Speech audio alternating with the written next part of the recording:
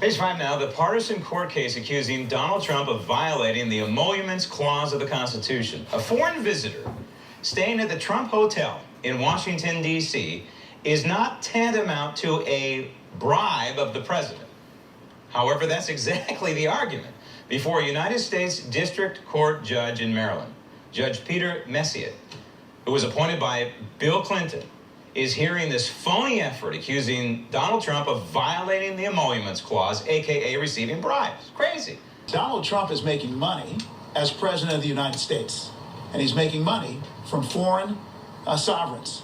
That is flat out illegal under any reading of the Emoluments Clause.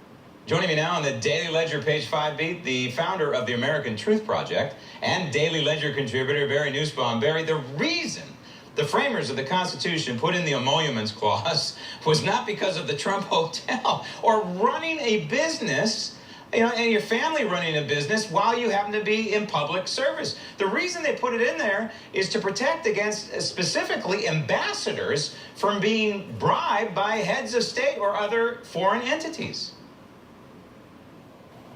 Yeah, the intent of the framers, if you go back and read it, Graham, is you're 100% right. In the old days, specifically the 18th century, world leaders used to bribe other world leaders directly with gold and silver and jewels and ships and so on. In other words, they would show up at the embassy or they would show up at the official residence with gifts. And in exchange for those big gifts that in today's dollars would be worth tens of millions of dollars, they would get a favor of a treaty or something similar. To say that a hotel owned by a company that he has an interest in is a violation of this clause of the Constitution is absurd. This is something that has never been enforced or even prosecuted since 1776.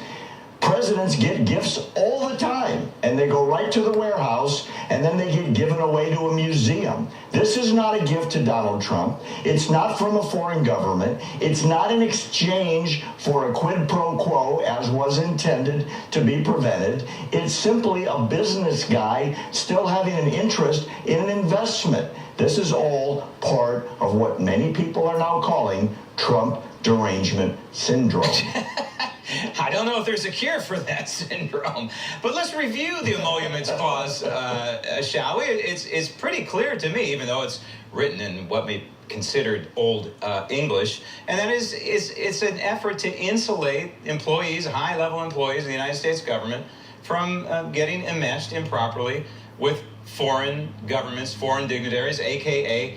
bribes. But the framers of the Constitution wanted citizen who would serve the public and then go back to the private sector and continue doing their business. This is exactly what the framers of the Constitution would want. But I want to point out a couple of things here. Number one, this judge scares me. He's a Clinton appointee, and apparently he's been very, very hard on the Department of Justice in their defense of Donald Trump. And number two, in that soundbite we heard just a couple of minutes ago, they showed a little bit of ankle there. And they're all excited that if they get a favorable ruling, they're going to enter into the discovery phase. And I think that's what this is all about. They want to get their hands on the Trump tax returns. That's what this is all about.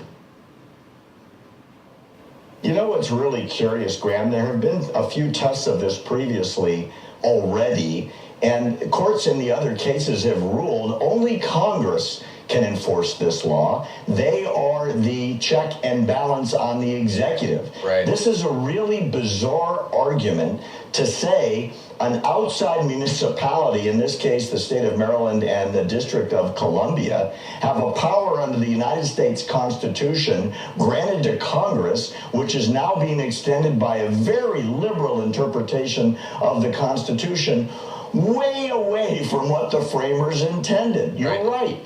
This is a roundabout way to get at Donald Trump personally and dive into his tax returns. They've already said they will subpoena the returns. That's why it's important, Graham, that the U.S. Supreme Court steps on this, before it gets out of control. My belief, that's what the court will do if they do rule on this specific case on appeal. Right, and they ought to say, hopefully, that they have no role. The courts have no role here, in your initial point, and that is, this is the role of the United States Congress. And I would add one last thing. If you read the founding documents, and if you read the Federalist Papers, you'll see they're worried about ambassadors, not the President of the United States. It's all a joke. Barry, thank you.